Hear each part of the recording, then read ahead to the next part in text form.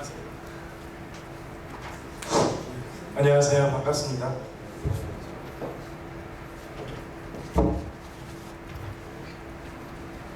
예, 오늘 상표 등록으로 강의를 맡은 조우영 변호사입니다. 오늘이 마지막 무역수도 일정으로 알고 있는데요. 제 강의가 또 마지막인 걸로 알고 있습니다. 마지막까지 성과를 꼭 거두시길 바라고 1시간 정도 제가 오늘 주제인 상표 등록에 대해서 강의를 할 건데요. 우선 자료를 보고 상표 등록에 대한 일반적인 설명을 해드릴 거고, 차후에 마지막으로 한 10분 정도 서너 분의 질문을 받겠습니다.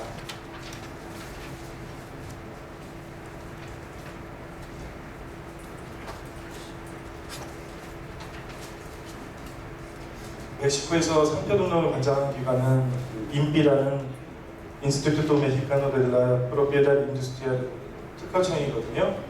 그 기관 산하에 상표국이 있습니다. 그쪽에서 심의를 하고 상표 증을 발급을 하는데요.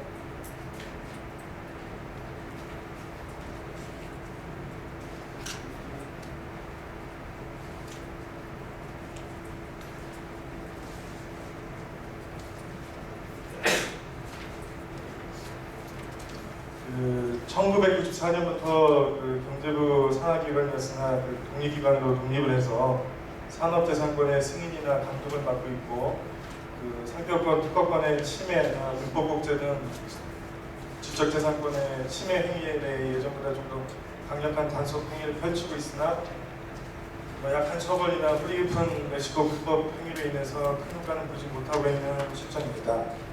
하지만 계속해서 불법 복제 상품에 대해서 단속을 하고 형사 처벌을 하고 있기 때문에 점점 멕시코도 지적재산권에 대해서 보호를 국제협약에서 강요받고 있는 상태이기 때문에 예전보다는 많이 산업재산권, 특히 이제 산업재산권을 많이 보호해주고 있는 상황입니다.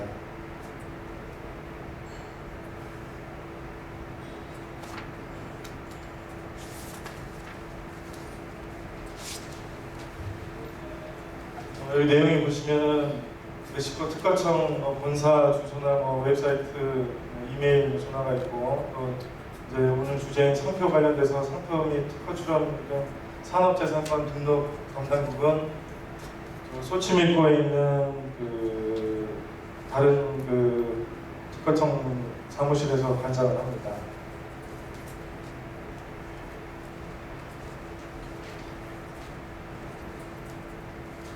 우선 멕시코 특허청에서 상표 등록에 앞서서 전반적으로 보호하고 있는 산업재산권에 대해서 어떤 것들이 있는지 좀 알아보도록 할게요.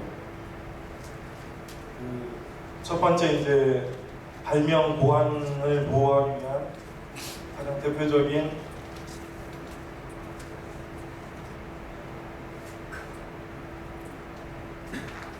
파텐트라는 특허,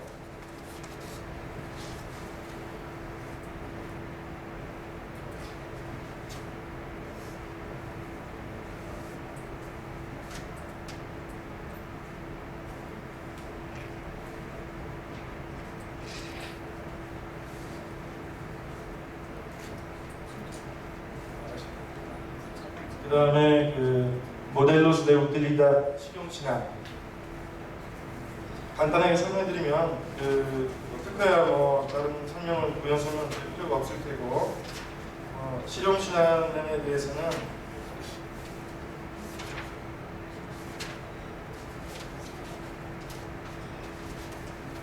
어떤 실용상의 편리를 위하여 물품의 형상이나 구조 또는 조합에 관한 새로운 기술적 보완을 보호하고 장려하기 위해서 보호를 하는 지적재산권 중에 이제 산업재산권의 특허와 대표적인 이제 보호 실용신안인데요. 이거는 특허의 발명처럼 기술의 창작의 진보성, 고도성을 요구하지는 않으나 신규성과 산업적 응용성이 있는 경우 특허청으로부터 일정 기간 독립적인 사용 권한을 인정을 받아 보호를 받습니다. 통상 한 10년 정도 보호를 받고 연장은 불가능하고요. 그 특허와 비슷한 절차를 통해서 심의를 거쳐서 실험 시한점을 발급을 합니다.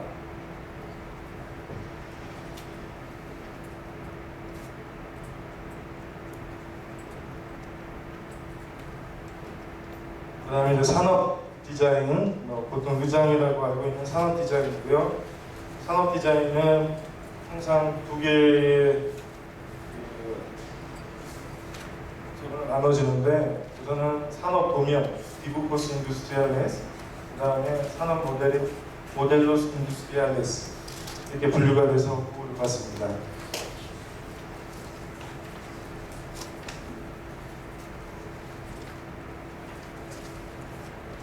그 다음에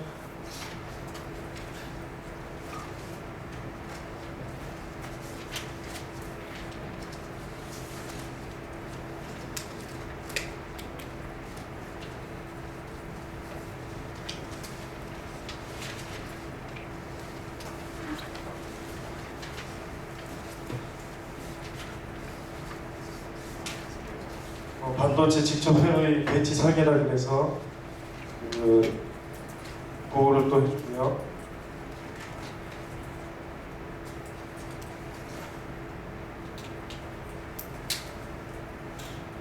발명 보안과는 별도로 분류돼서 시그너스 디스틴티브라고 식별표기에 대해서 보호를 해주는 거죠. 가장 대표적인 게 이제 마르카 상표, 롬브레스 코메르시알이라는 사업장이나 업소명, 그다음에 아비소스 코메르시알 상업 광고,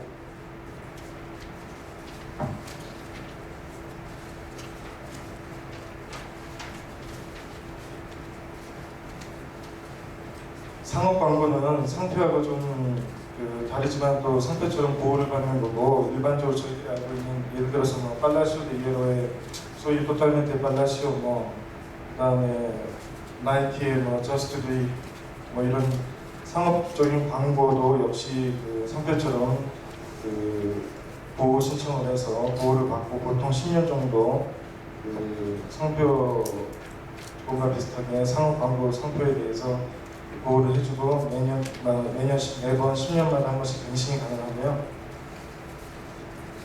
이건 일반 소비자들이 사업장이나 제품 또는 서비스를 식별하게 하기 위해서 알리는 상업적 광고를 보호해주기 위한 식별표기 중에 하나입니다.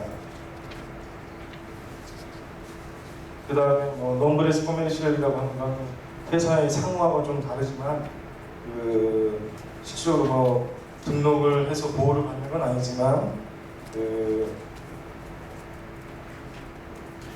어떤 사업이나 영업장에 대해서 도안이 포함된 상호명을 타 업소와 식별하기 위하여 상호명을 사용할 수가 있는데, 이런 경우 특허청에 별도로 등록할 의무는 없지만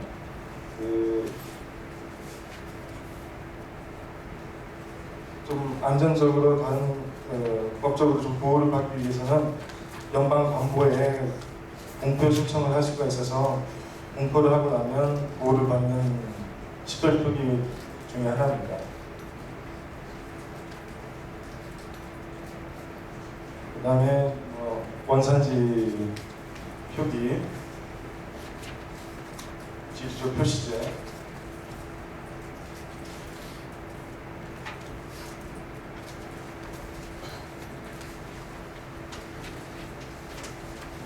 본격적으로 상표 등록에 대해서 상표의 의미와 상표의 종류, 그 다음에 상표 등록 절차에 대해서 알아보겠습니다.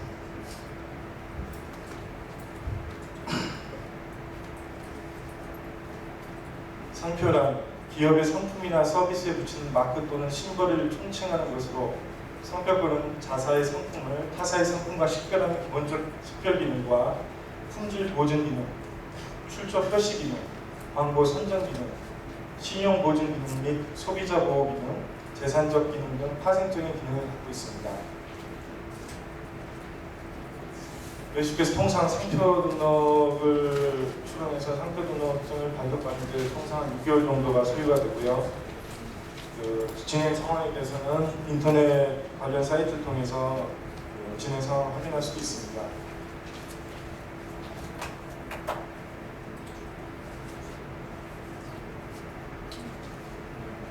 상표 등록 종류 및 형태에 대해서 설명드리면 네 가지 이제 상표 종류가 있는데 마르카스 노미나다스 이게 이제 상표명, 그 다음에 로고를 보호받는 그 인노미나다스, 그 다음에 상표명과 로고를 혼합해서 그 보호를 받는 믹스다스.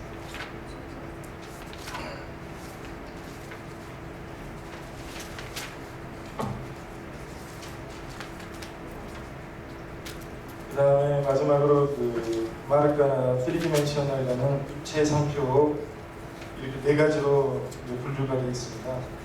그리고 신청을 할 때 그 상표 종류에 대해서 그 표기를 해야 되고요.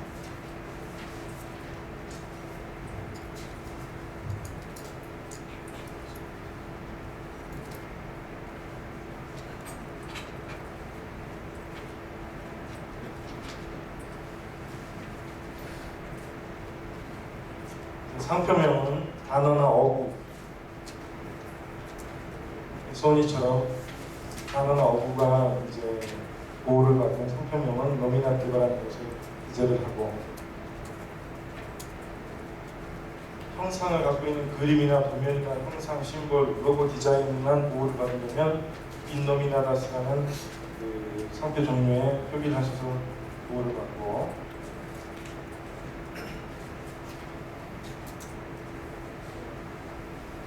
일반적으로 보통 쓰는 이제 가장 대부분의 상표는 이 혼합형으로 상표명과 로고가 결합된 마르카 믹스다로 이제 대부분 다 보호를 받습니다. 단어와 형상이나 그림의 결합,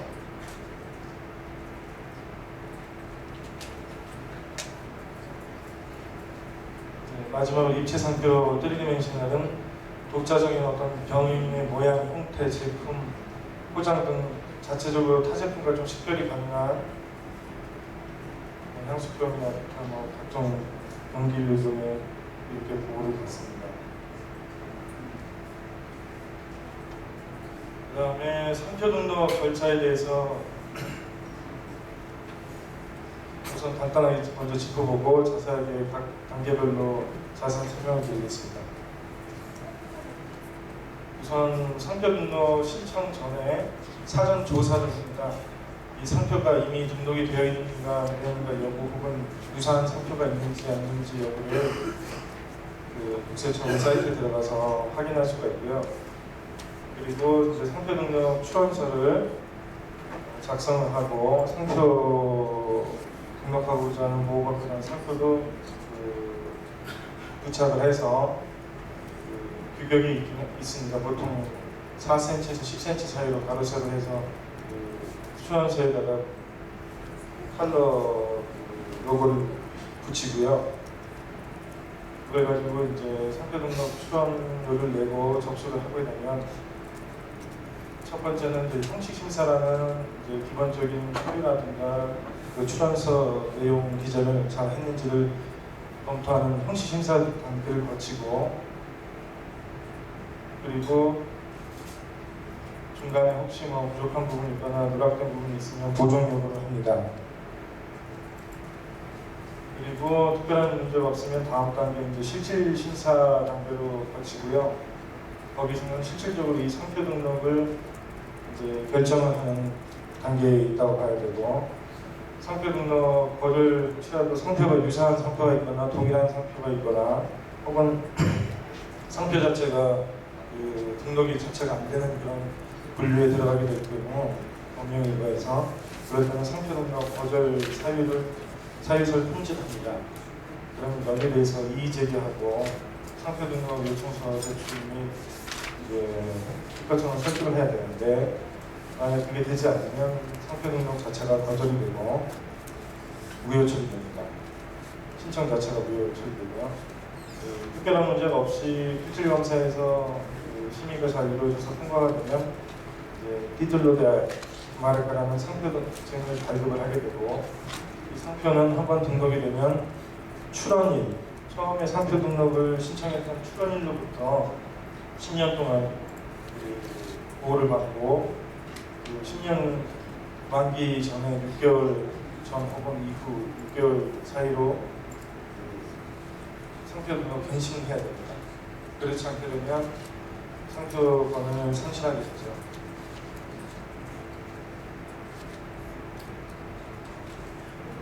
첫 번째 아까 간단히 설명드렸던 그 절차인 사전조사, 그리고 이거는 참고로 뭐 상표 등록을 위해서도 알아보지만 보통 그 대부분 이 홈페이지 인기 홈페이지에 들어가서 부스케다 포네티카라는 그 내용을 찾아서 보시면 그 상표 분류 혹은 뭐 상표증 번호 혹은 뭐 상표명 이렇게 해가지고 그 상표명 일반적으로 보통 상표명을 가지고 이제 찾는데 과연 이게 상표가 유사한 상표들이 어떤 사람들이 어떻게 등록되어 있는지 다 확인할 수가 있어요. 그래서 그 상표권자, 실질 상표권자가 누군지도 다 확인할 수 있기 때문에 혹시 뭐 라이센스 계약을 한다거나 뭐 이럴 때도 이 사이트를 통해서 실질적으로 인기 특허청에 등록된 상표권자가 누군지도 확인할 수가 있습니다.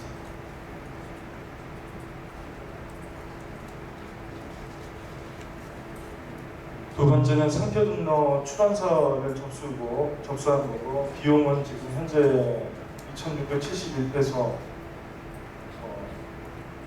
2,671.86페소 부가세가 포함돼서 출원 심사 및 발급된 비용을 납부를 해야 됩니다. 그리고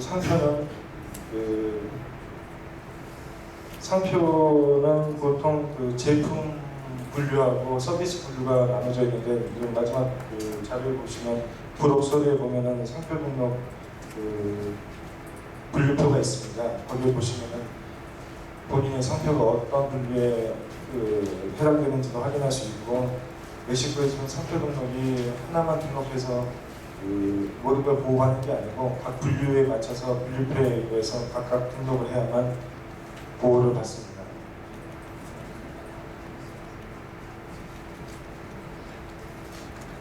이제 그 출원서를 접수하고 나면 이제 실질적인 실질 심사 전에 형식 심사를 하게 되고, 여기에 아까 설명드린 대로 뭐 형식적인 구비 서류라든가 그 출원서의 내용을 잘 기재했는지를 심사를 하게 돼서, 만약에 서류가 미비하거나 누락된 내용이 있게 되면 특허청에서는 보정 요구를 하는 그 통지서를 발급을 하게 되고요. 상표 등록 신청인한테 4개월 이내에 보정을 해야 됩니다. 보통 2개월 내에 보정을 하고 한 번 더 2개월 연장이 가능해서 총 4개월이라고 얘기를 하고요. 그렇지 않은 경우 신청 접수가 무효 처리됩니다.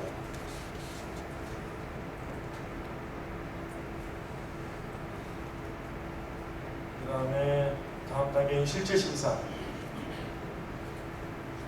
이것은 신청한 상표가 상표 등록 가능한 상표인지 그 여부랑, 혹은 동일하거나 유사한 상표가 있는지 이런 걸 확인해가지고, 만약에 그런 상표가 존재한다고 할 경우 3자의 권리를 보호해야 되기 때문에 그 상표 등록을 할 수 없다라는 그런 거절 통지서를 통지하게 돼 있어요.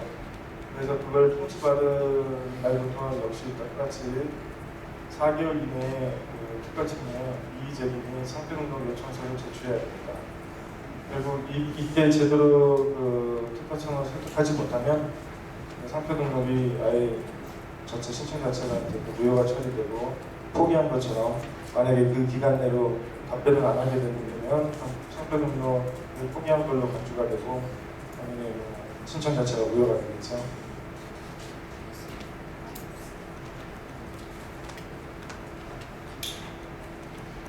최근에 특허청에서 그 상표 등록을 신청하게 될 경우 요즘에 뭐가 많이 문제가 되냐면, 우리가 일반적으로 보기에도 그렇게 유사하거나 동일한 건, 당연히 동일한 거야, 뭐 상표명이라든가 로고가 거의 일반 소비자들 보기에 동일하다고 판단할 정도 되면 당연히 그건 상표 등록이 안 되겠지만, 유사한데도 그건 아주 객관적인 심사관의 객관적인 그 관점에서 보기 때문에 그걸로 그 거절 통지하는 경우들이 많아요.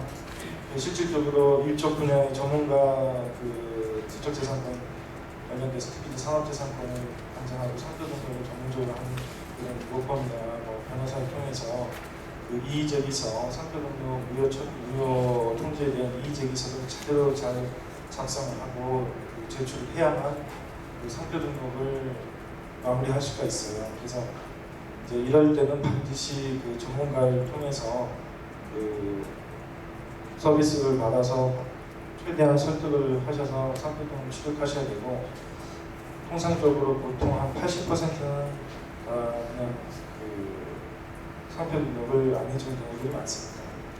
그 이후에 구제 방법이나 뭐 법적인 대응 방법에 대해서는 좀 이따가 다시 한번 설명드릴게요.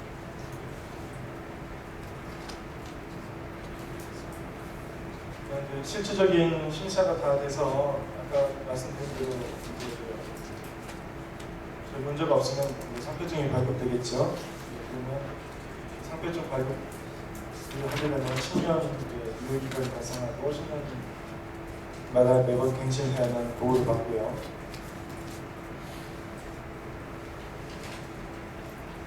이게 그 상표 등록 거절 통지, 형식 심사 말고 실질 심사에서 상표 등록 거절 통지에 대해서 어떻게 대응을 하냐면, 우선 통지일로부터 15일 내에 그 특허청은 재심 청구 소송을 제기해야 됩니다.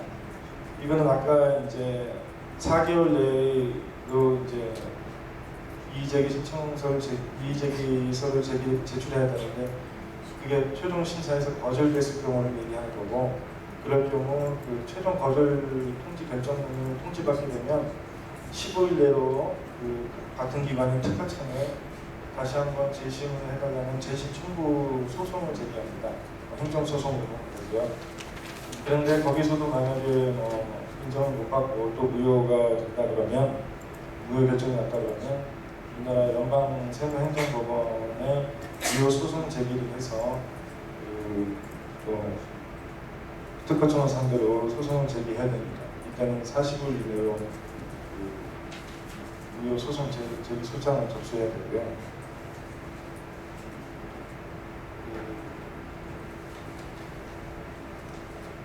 별도로 우리가 상표 등록을 하고 나서 상표증을 취득했는데 제3자가 상표 권리를 침해하게 될 경우 당연히 해당 기관, 행정기관이나 사법기관에 구제 요청을 해서 보호를 받아야 되겠죠. 그 구제 절차에 대한 방법에 대해서 설명을 간단히 드리겠습니다. 아까 말씀드린 대로 행정소송 절차는 그 1심 특허청 그 심의결정 소송 제기를 한 후에 최종적으로 무효 상표 등록을 하지 않겠다는 거절 통지가 나올 경우에는, 그런 결정이 나올 경우는 특허청 심판에 대해서 불복을 하게 돼서 무효 심판 소송 제기를 해야 되고, 2심에서는 고등법원 또는 세무행정법원인 트리브널 페라드 스티시아 익스타피드의 특허 담당 법원에 심의 의결을 해서 무효 소송을 또 제기합니다.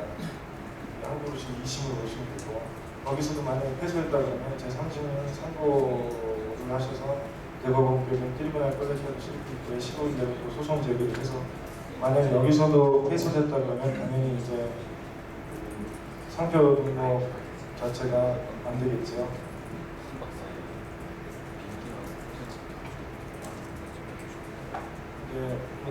그 다음에 아까 설명드린 대로, 만약에 상표증을 취득했는데 제3자가 상표권을 침해했을 경우, 우선 사법적인 절차가 어떤 구제 방법이냐면, 우리나라 세계라는 연방검찰법원에 형사 거주장을 제출하고 증거를 확보해서 수색이나 압수 요청을 해서 압수물을 확보를 하고, 침해자를 현장에서 검거하거나 불법 범죄 상품을 압수를 하고, 그리고 나서 검사가 이제 공소 제기를 하고 기소를 해서 형사재판을 받고 처벌을 받습니다. 그래서 대부분 상표, 특허도 마찬가지지만 대부분 이제 상표권을 침해받았을 때 이렇게 형사 변호사를 선임을 해서 이 작업을 하는데요. 무엇보다 좀 신속하게 조치를 해야만 이 증거물도 확보할 수 있고, 그리고 혹시 그 현장에서 이런 상표권 침해해서 판매하거나 유통하거나 수입하고 있는 사람들을 검거를 해서 구속 수사를 하게 하고, 그러면서 합의를 위해서 피해 보상금을 피해 금액을 보상을 받든지 아니면 형사처벌까지 받도록 이렇게 할 수가 있는데, 대부분 이런 불법 복제 상품을 대량 유통해가지고 보통 재래시장에서 그렇게 하죠. 동일하거나 유사한 상품을 만들어가지고 그걸 불법으로 일수 수입해서 팔고, 그런 걸 이제 초기 이쪽에서는 단기간에 이제 많은 양의 유통을 시키고 나서 회사를 폐쇄한다거나 증거를 인멸한다거나 혹은 뭐 도주를 한다거나 뭐 이런 식으로 하기 때문에 대응이 늦어지면 실질적으로 법적인 보호를 받기가 어렵습니다. 그래서 초기에 바로 대응을 좀 하셔야 되고,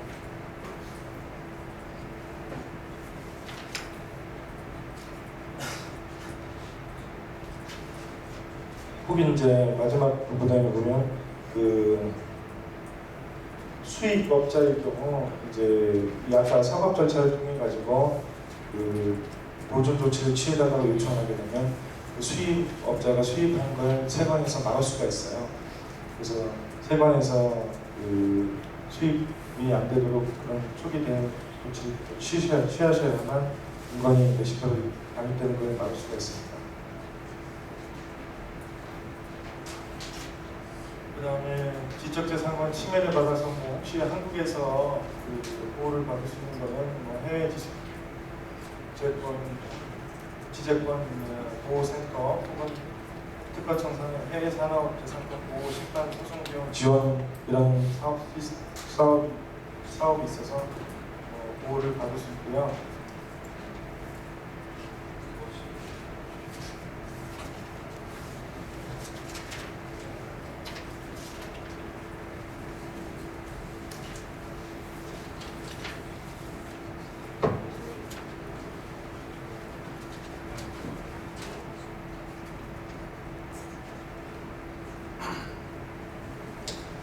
그 대부분 이제 상표 등록 관련돼서 어떤 사례를 한 3가지 정도 제가 간단하게 말씀드리고, 거기서 어떻게 조치를 해야 되고 유의해야 될 사항이 뭐는지에 대해서 간단하게 설명할게요. 그 우선은 이제 상표 무단 성등록 사례. 예를 들어서 이제 어떤 사건 기업을 말씀드리면, 한국 업체 P사는 멕시코 현지법인 C사와 자사의 ACD 모니터에 대한 멕시코 독점 대리점 계약을 체결하여 독점권을 주고 거래하던 중 대리인이 무단으로 상표를 멕시코 특허청에 마치 자신의 상표에 의한 성등록을 해서 상표권을 침해했을 때 발생한 사건인데요. 이때는 그 조치나 결과는 어떻게 되냐면, P사는 멕시코 특허청에 상표 부당 등록에 따른 취소 소송을 제기를 했고요. 현지 대리인과 대리권 위임 계약 시 관련 지적재산권의 소유권자가 누구인지를 밝히고, 소유권자 위임 없이 대리인이 무단으로 등록한 권리는 무효임을 반드시 명시를 해야 되는데, 이때 그 당연히 독점계약서에 이 내용을 분명히 명시를 해야 됩니다. 보통 이렇게 해외에서, 한국에서 있는 회사가 여기 멕시코에 있는 대리인, 에이전트한테 이 제품을 이제 팔도록 영업권을 주고 이렇게 한테 독점권을 주는데, 보통 그 상표 등록을 공시해서 멕시코에서 이제 안 해가지고 그 에이전트 대리인이 자기가 상표권 되면 등록을 했다가 이제 당연히 그 상표권자인 한국에 있는 업체가 멕시코에 와서 한국에 등록된 상표 등록증과 계약서를 가지고 소송을 해서 등록된 상표를 취소시키는 그런 사례입니다. 사실 많이 있어요. 그래서 그 최근에는 아마 좀 이 부분에 대해서 보호를 더 받기 위해서 많은 업체들이 이제 당연히 독점계약권은 상표권에서 상표권 주체가 누군지에 대해서 명확하게 명시를 하고 그걸 본인의 상표권자의 승인을 받든지 아니면 상표권자가 직접 특허청에 등록을 합니다.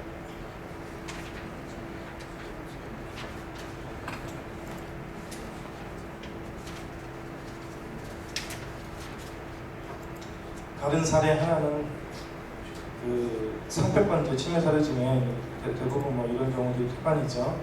한국 업체 D사는 멕시코 조립 공장에서 생산된 어떤 면도기 제품을 현지 시장에 판매하며 상표 인지도를 높여가고 있던 중에 상표는 물론 포장재와 제품까지 거의 동일한 국제 상품이 H라는 수입 회사를 통해 도매 시장에 유통되고 그래서 막대한 피해를 당한 사례가 있는데 거기에 따른 조치와 결과는 그 D사는 한국업체 D사는 상표권 침해 소송을 제기하기로 하고 코트라를 통해 특허청에 산재권 소송 비용 지원 요청을 하였고 침해 업체인 H사에 공급 특허청의 소송 비용을 지원받아 손해보상 청구 소송을 제기할 것으로 서면으로 통지를 했고 해당 모조품 국제 유통회사는 자발적으로 불법 복제 제품에 대해서 회수하여 상황이 종료된 상황인데 사전에 당연히 그만큼 모든 조사를 다 했고 실질적으로 형사보고가 이루어졌고 압수수색까지 다 이루어진 상태이기 때문에 관련 회사의 법적 대리나 회사 대표자들이 형사 책임까지 물 수 있는 상황이기 때문에 서로 합의를 보고 피해 보상액을 보상을 하고 고소를 취하하고 마무리된 사례고요. 여기 유형에서 보면 지금 여기는 어떤 사례냐면 상표 등록 자체가 멕시코에서 등록되지 않는 상태였어요. 멕시코에 상표를 등록하지 않은 상태에서 제품을 멕시코에 유통을 시켰는데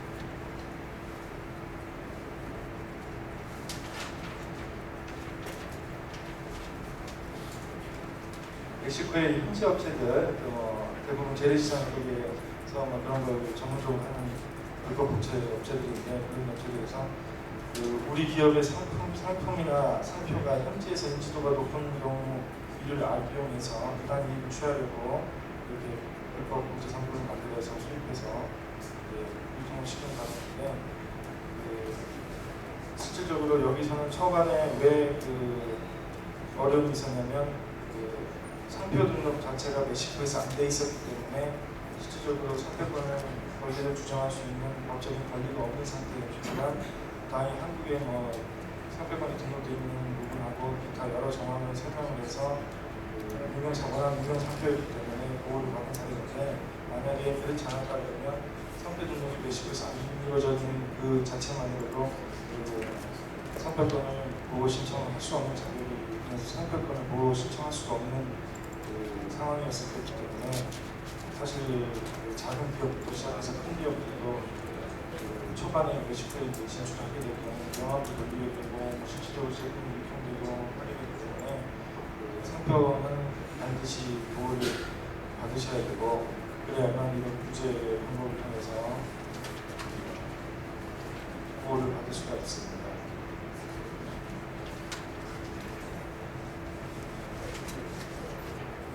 마지막 사례는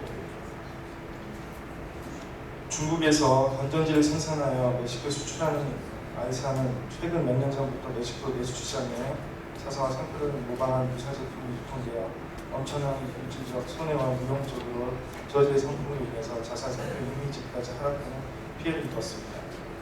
그래서 해당 조치와 결과는 어떻게 되냐면 포트라에서 소개한 변호사를 통해서 불법 제품 조사 전문가의 상담과 지원을 받아 멕시코 연방 세관에 협조를 구하고 불법 제품에 실린 컨테이너를 적발하고 연방 검찰을 이관하여 불법 제품을 폐기 처리하였고 그리고 수입업자인 과달라라 소재 멕시코 기업을 추적하였으나 주소지상 기업은 행방을 감추었고 중국 수출업자에게 공식 경고 서한을 보낸 후 수입 행위가 사라지게 되었다. 이런 경우 아까 설명드린 대로 초반에 이렇게 많은 양을 수입해서 팔고 회사를 폐쇄하거나 도주하거나 각종 또 증거를 인멸해서 추적하기가 어렵게 만든 사례고, 당연히 수출업자한테 공식 경고 서한을 보냈고, 그쪽에서 제조회사에서 더 이상 법제 성격을 만들지 않았기 때문에 멕시코 수입이 아직 이루어지지 않은 상태인데요. 또 그 외에도 별도로 이 회사는 멕시코 시티나 이제 몬터레이, 바달라라 큰 대도시에다가 도매 재래시장을 방문하여 불법 복제품을 팔고 있는 도소매업자들한테 정식으로 공식 경고장을 나누어 통지를 하고 강력한 법적 처벌을 하겠다고 경고를 하자, 실질적으로 그쪽을 팔고 있던 도매업자들이 물품을 다 파기하고 반납하고 해가지고 더 이상 불법 복제품이 유통이 되지 않는 차례인데, 당연히 이만큼 하기 위해서 엄청난 시간과 비용이 들었겠죠. 이런 비용과 시간을 아끼기 위해서는 사전에 사실 이 모니터링을 지적재산권 중에 산업재산권 관리하는 로펌 중에서 수입 관련된 것을 모니터링 해주는 그런 회사들이 있어요. 그래서 그런 회사의 서비스를 받아서 예방 조치나 이런 걸 하게 되면 수입 수출에 대한 경우 세관 당국의 국경 조치를 취할 수도 있고 하시기 때문에 비용이 고정 비용이 든다는 부담이 있지만 그런 서비스를 받아서 멕시코의 그런 제품 불법 복제 제품이 수입되는 걸 막을 수도 있습니다.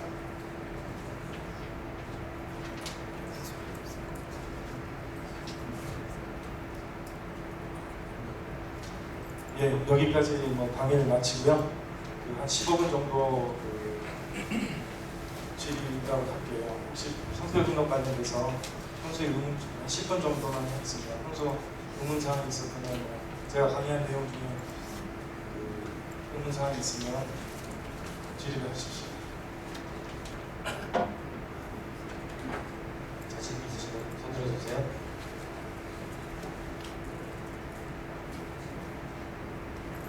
제가 강의 잘해서 그런 겁니까? 아니면 의문점이 없으신가요? 자, 지금 시험 보겠습니다. 상표권이 아니더라도 다른 특허권이나 저작권이나 평소에 의문이 있었던 거 있으면 지금 물어보십시오.